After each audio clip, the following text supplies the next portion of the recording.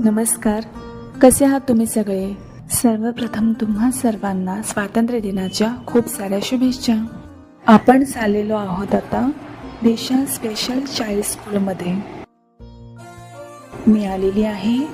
ही आहे आमची भगिनी मंडळ शाळा आणि त्यामध्ये स्थित असलेले आपलं दिशा स्पेशल चाइल्ड स्कूल. ओ देश मेरे तेरी शान पे सदके कोई धन है क्या तेरी धूल से बढ़के तेरी धूप से रोशन तेरी.